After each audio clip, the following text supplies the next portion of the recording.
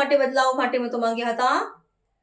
Game changer 11 વર્ષમાં name changer બનીને રહ્યા છે। કોંગ્રેસ સામે સતત આક્ષેપો કરી રહ્યા છે, પરંતુ તમામ યોજનાઓ કોંગ્રેસની જ છે। ગરીબ અને મધ્યમ વર્ગના લોકો માટેની હંમેશા યોજનાઓ લાવ્યા હતા। મનરેગા નામ બદલાવીને મહાત્મા ગાંધીનું અપમાન કરવામાં આવી રહ્યું છે, જો આક્ષેપ કરતા કોંગ્રેસ પ્રવક્તા ડોક્ટર મનીષ દોશી। કેન્દ્રની અંદર 2014 માં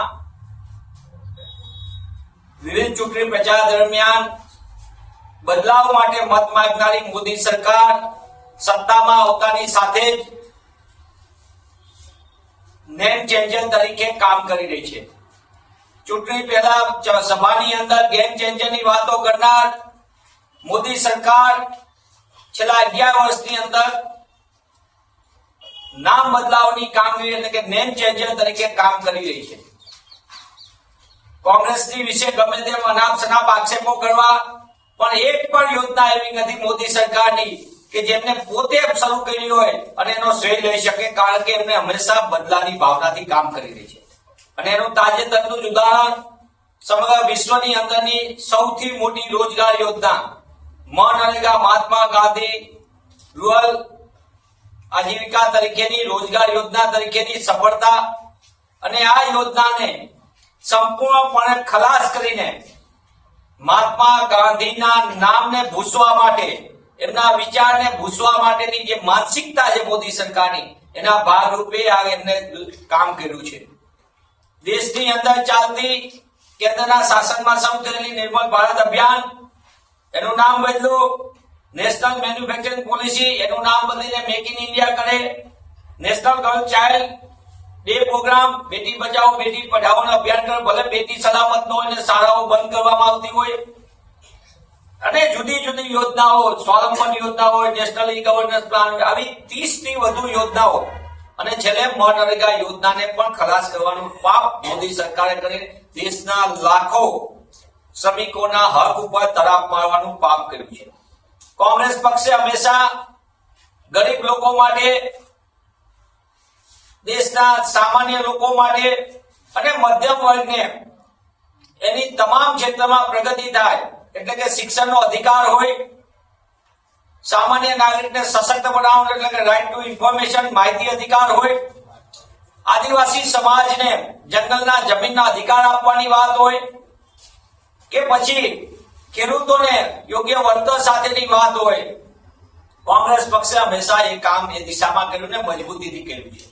અન્ન સુરક્ષા કાયદો પણ ફોટો જેવી મોદી સરકારે હંમેશા કોંગ્રેસના શાસનમાં શરૂ થયેલી યોજનામાં પોતાનો ફોટો લગાડી અને રીબ્રાન્ડિંગ કરવાનો પ્રયત્ન કર્યો।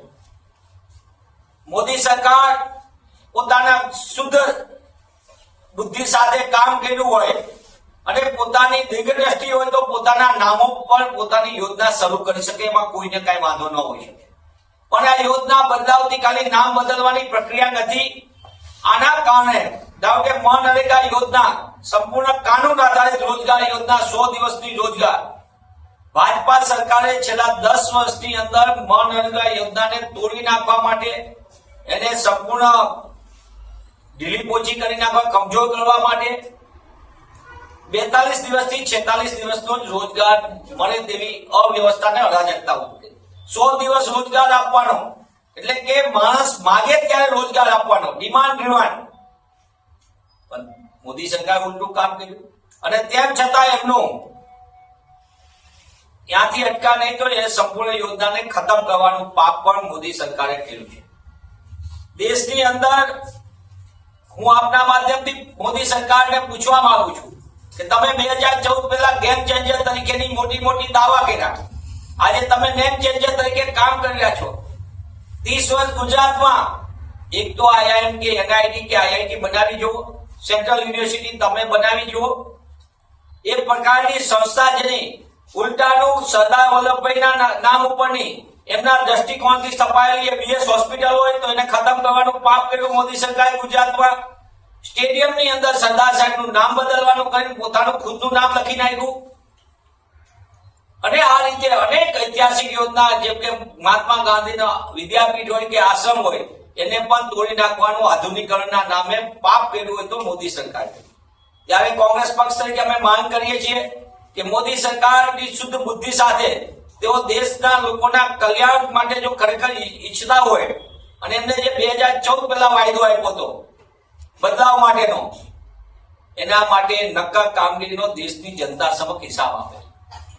અને જે રીતે ગુજરાતમાં શિક્ષણની અવ્યવસ્થા, અરાજકતા, સમગ્ર દેશની અંદર શિક્ષણના અધિકાર છીનવવાનું પાપ, સરકારી અને ગ્રાન્ટેડ શાળા કોલેજો બંધ કરવાનું પાપ એ મોદી સરકાર કરી રહી છે.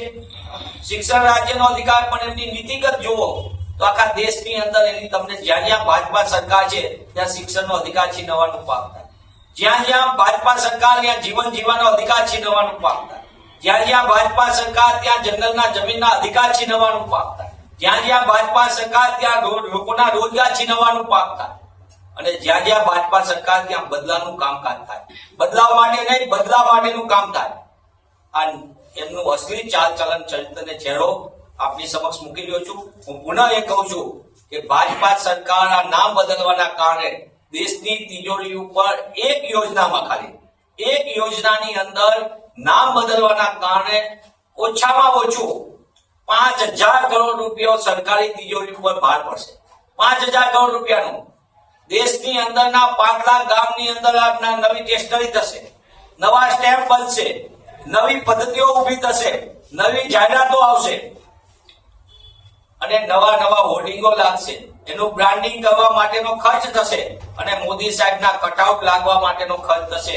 જે આપ ને મારા જેવા સામાન્ય નાગરિકો, ટેક્સપેયર નાગરિકો દેશના એના ગજવા ઉપર લૂંટ ચાલે છે. જેમ કે પેટ્રોલ ડીઝલમાં લૂંટ ચાલે છે, જેમ કે એક્સાઇઝ ડ્યુટીના નામે લૂંટ ચાલે છે, જેમ કે સેસના નામે લૂંટ ચાલે છે. અને આ દેશમાં ચાલતી લૂંટના લાભાર્થી કોણ છે? એમના ચહેતા ઉદ્યોગપતિઓ. એટલા માટે હું પુનઃ કહું છું કે મોદી સરકારને થોડી પણ શરમ હોય, એમની ઉલટી ગિનતી શરૂ થઈ ગઈ છે. તો એમની ઉલટી ગિનતીમાં એ તાત્કાલિકપણે જે વચન એમને 2014માં સત્તામાં આવવા માટે કર્યું હતું ગેમ ચેન્જર તરીકેનું, એ દિશામાં નક્કર કામગીરી કરે અને નેટ ચેન્જર માંથી તેઓ બહાર આવે.